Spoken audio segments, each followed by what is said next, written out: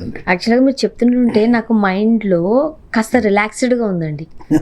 ఎప్పుడు పంపించేస్తారో, ఏం కండిషన్ పెడతారో, నెక్స్ట్ సెకండ్ ఉన్నప్పుడు పిల్లలు ఎలా చదువుకోగలుగుతారు, ఎలా కాన్సన్ట్రేట్ చేయగలుగుతారు. ఇప్పుడు నాకు ప్రెసెంట్గా ఏంటంటే కొంతమంది ఆల్రెడీ యూఎస్కి వెళ్ళి యూఎస్లో ఒక సెమిస్టర్ అయిపోయిన తర్వాత ప్రతిమా సెమిస్టర్ ఫీజు కట్టి మళ్ళీ అక్కడ దొరుకుతుందో లేదని డౌట్ తోటి సెకండ్ సెమిస్టర్ నుంచి నాకు యూరోప్ షిఫ్ట్ అయ్యే వాళ్ళు బోల్డ్ మంది అండి. ఇప్పుడు అలా ఉందా అండి? మనకి చాలా మంది చేస్తున్నాం ఇప్పుడు మేము.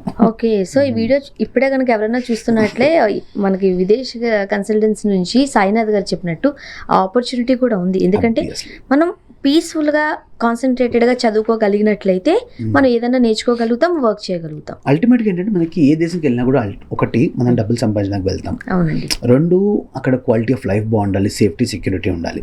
అంటే గన్ కల్చర్లు ఇలాంటివి కాకుండా యూరోప్లో ఎప్పుడు కూడా సేఫెస్ట్ జోన్స్. అండ్ స్పెయిన్ మరీ ముఖ్యంగా ఏంటంటే మంచి టూరిస్ట్ ప్లేస్. ఎందుకంటే యూరోప్కి ఎవరు టూర్కి వెళ్ళినా కూడా స్పెయిన్ మిస్ అవ్వరు. అంత బ్యూటిఫుల్ కంట్రీ అవ్వడం వల్ల టూరిస్ట్ తాడికి ఎక్కువ ఉంటుంది. అట్లాంటి చోట్ల ఏంటంటే ఇంకా సేఫ్టీ సెక్యూరిటీ ఇంకో మెట్టు ఎక్కువే ఉంటుంది.